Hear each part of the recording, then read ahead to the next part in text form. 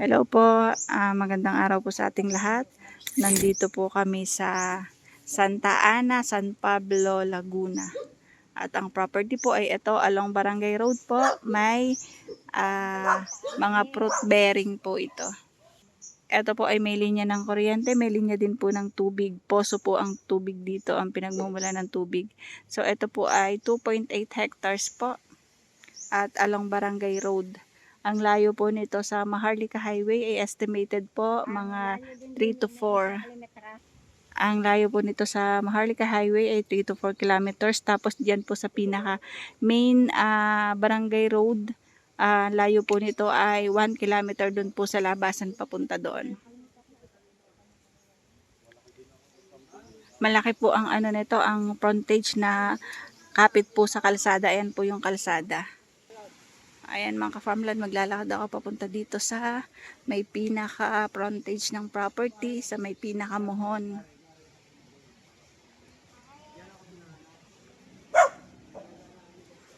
Ito po ay estimated po, more or less ang tanim na niyog po ay aabot po ng mga 100. Tapos ang mga lansones po ay estimated din po, aabot po ng mga 100 puno din po to 150 more or less. Marami pong tanim. Yan.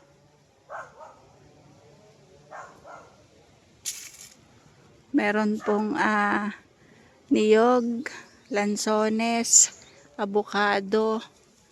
Ang rambutan po estimated po ay nasa 20 to 40, mga ganoon po. Hindi lang nila bilang, pero ayaw nilang masyadong magsabi na madami, pero basta madami po kasi yung puno. Ang nakatira po dyan yung tenant po ng property, yung nag-aalaga. So may income po ito, gawa po ng mga niyog, rambutan at lansones.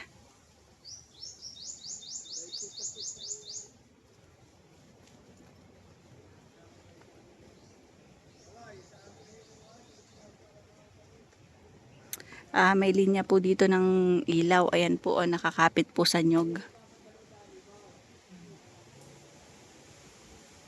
Tapos ang tubig po nila dito ay poso, may poso. May signal din po ang cellphone at internet connection. Meron po yung mga may kape, meron din pong saging na saba.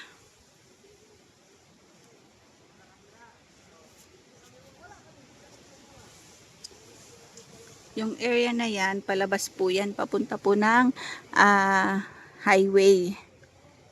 Ayan, eto po, mag-start po dyan yung property. Yan po yung boundary, papasok po diyan. Ayan po ang rambutan. Meron din po mga puno ng kahoy. Ayan po, boundary niya itong pinakakalsada. Paliko pa doon. Papunta pa po doon, lampas pa doon sa may tricycle.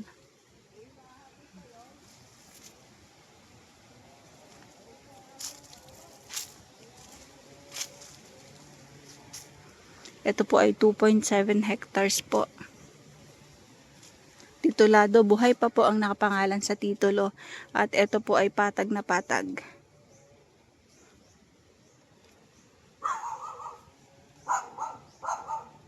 May doggy.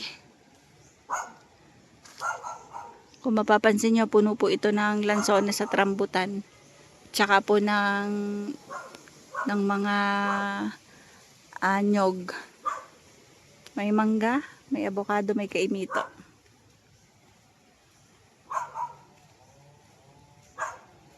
Dali ng dog.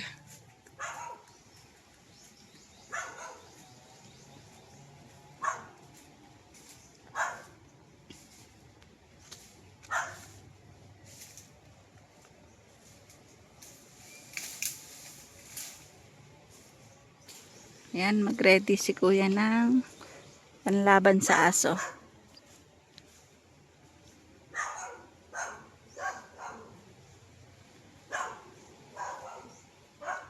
Ayan po yung mga tanim ko, makikita nyo, sobra puno po siya ng tanim. Ayan, meron pong santol na malaki. Meron pong duhat. Ayan. Saka po lukban. Madami din ang mangga.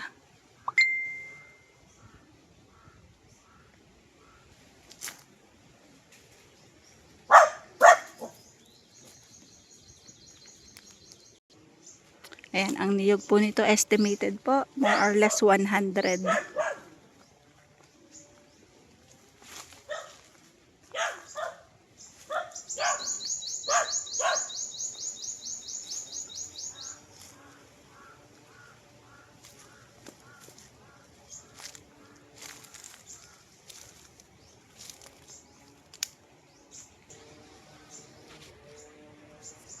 Ayan mga ka-farmland, ito pumapasok kami sa property at para maipakita ko po sa inyo.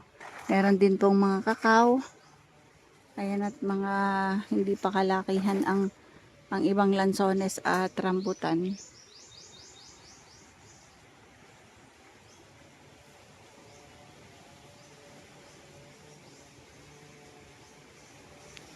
Ayan, meron din siyang durian tsaka dalandan.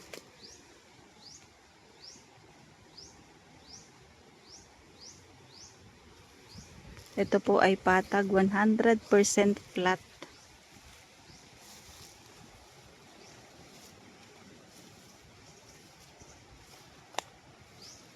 Ayan, ang daming rambutan, ang daming lansones dun.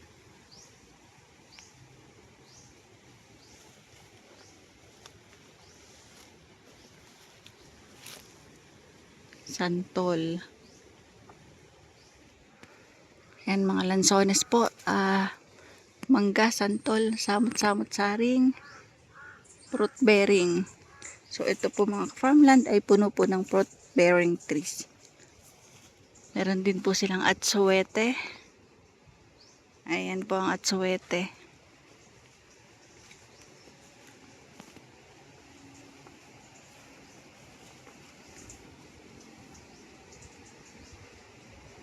Yan po ay rambutan. Mababa ang rambutan.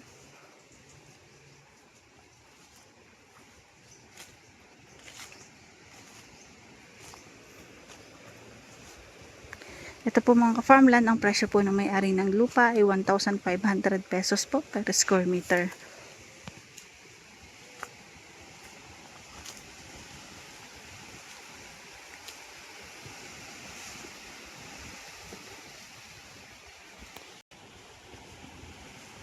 Ayan, nandun po mga lansones, rambutan, tsaka mga niyog.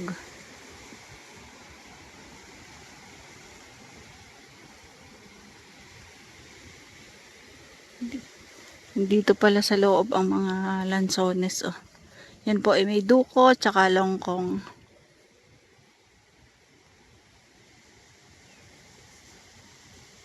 Ayan. Kuya, ang daming hinog. Ang daming hinog na lukban, oh. May model ako ng lukban.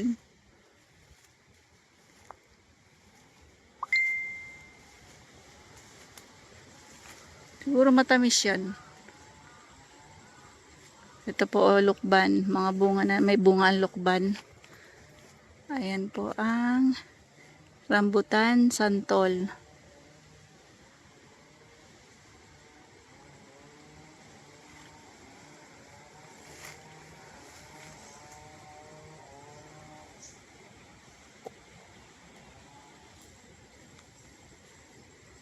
Yan po ang lansones.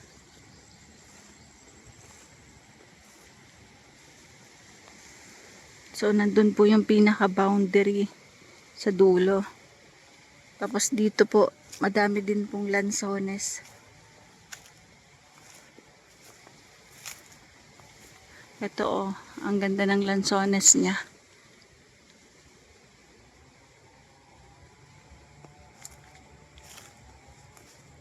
Hanggang doon pa, kuya? Hanggang doon pa? Ayun? Hanggang doon? Kalsada, layo pa rin. Ay, saan ang labas ng kalsada? Kasi paikot yan. Ah? Baybayan, baybayan. Ah, paikot doon? Oo. Oh, grabe, ang ganda. Ano? Oo nga, napakadami palang lansones. Hindi lang ito, hindi lang masabi kasi ni nanay yung eksakto kasi hindi niya alam, pero base sa dami.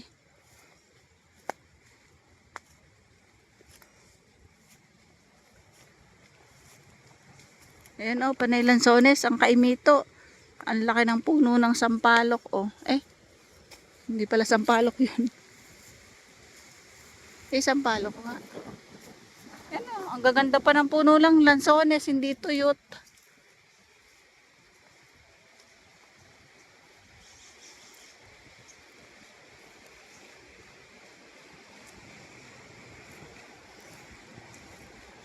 Ito yung tubig nila?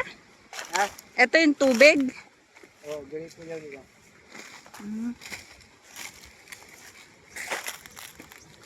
Ayan, yan po yung kanilang source ng tubig. Poso.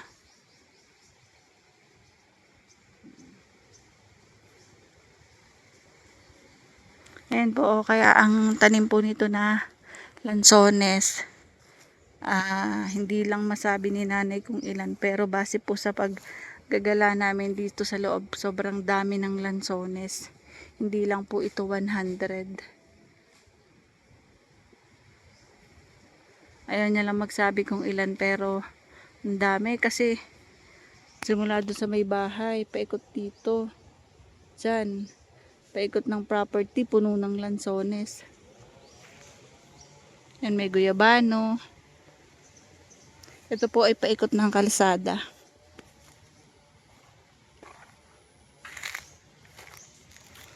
Boundary niya po ay kalsada.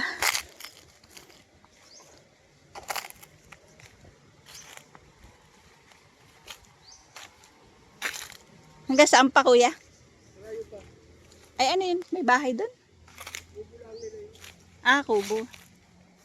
Daming niknik, ano? Daming niknik. Sa ano, sa mata.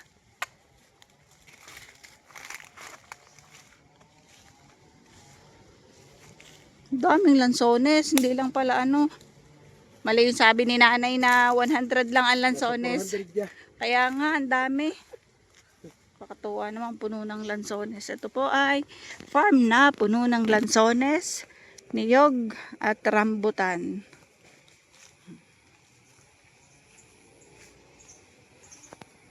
Ayan po ang puno ng lansones.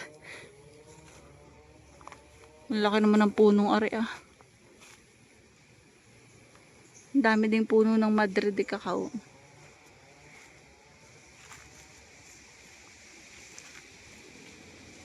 Ayan, ito po pala ay paikot ng kalsada mga ka-farmland. Ang property na 2.8 hectares po.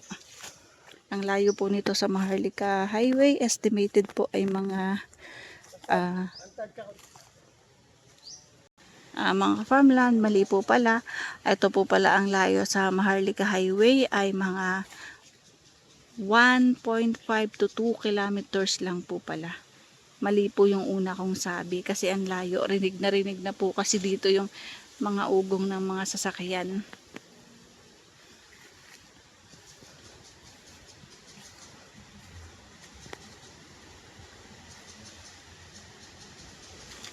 Ayan. Ito po yung part po na yan. Lansonesan pa rin po yan. At yan po ang malaking puno ng antipolo at ng sampalok.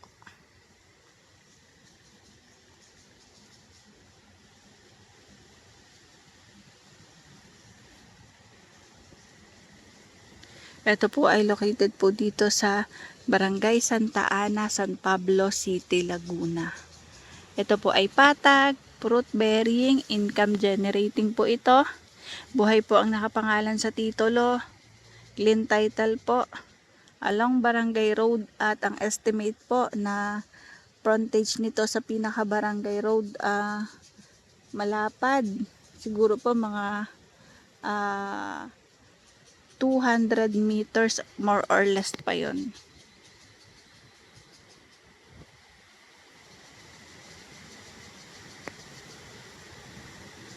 So, nandyan po yung mga lansones pa pong iba. Papunta kami dyan, lalabas kami doon sa may kalsada.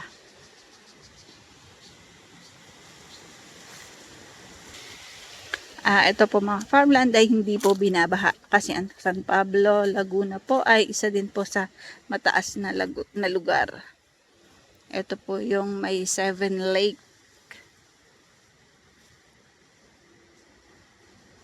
Yan o, daming tanim dyan.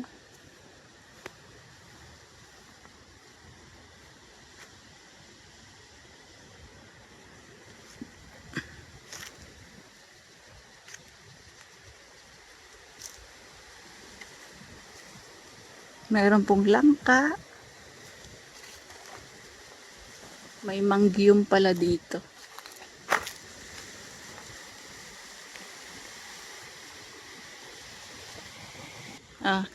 Ah, yan yung pinaka-boundary. Ano?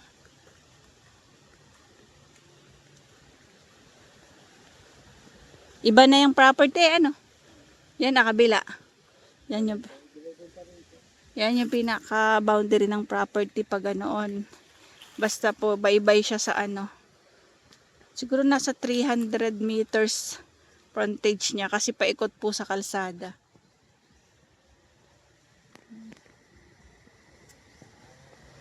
Pabalik kami dun sa kabila, dun kami nagmula. So dito kami lumabas sa may itabi ng kalsada. Kaya babaybayin po namin ang kalsada dito sa gilid ng property.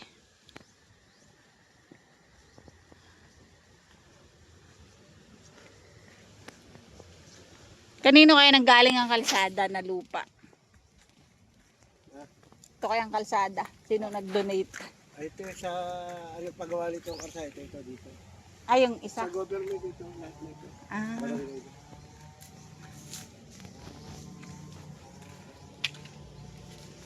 Nasa 300 meters po ang frontage nito. Kasi napuntahan na namin yung pinakadulo. Paliko pa, papunta pa dun. Ayan siya oh. Yan yung pinaka-property. Para po sa mga buyer na naghahanap po ng clean title along Barangay Road, cemented, malapit sa highway. Buhay po ang nakapangalan sa titulo, income generating, at ito po ay maraming fruit bearing trees. Ito po ay 1,500 pesos per square meter. Flat 100% patag ang property.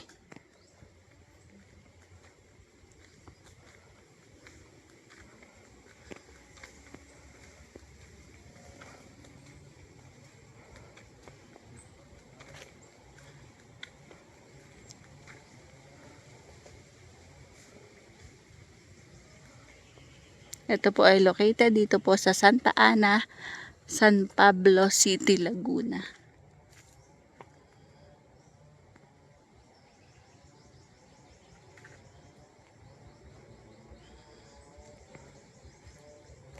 Ang daming tanim ng farm na ito.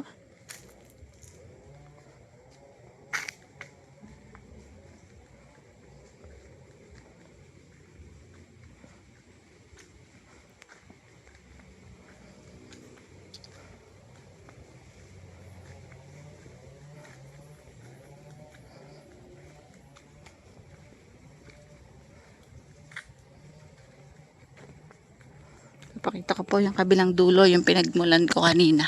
Papakita ko yung property. Yung kabilang dulo. Dito po kami sa kabilang dulo ng property lumabas.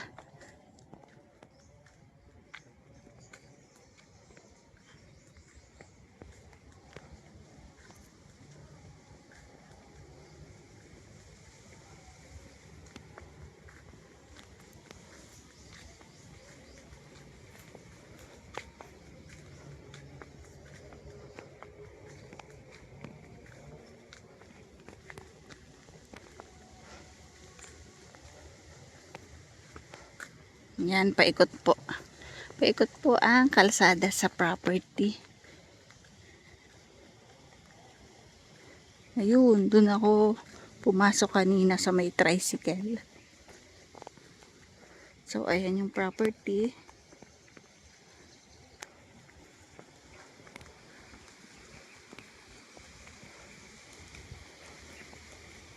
Dun ako nagmula sa kabilang dulo. Pumaikot po dyan sa loob. Then, lumabas ako dun sa kabilang dulo din ng property na may along Barangay Road.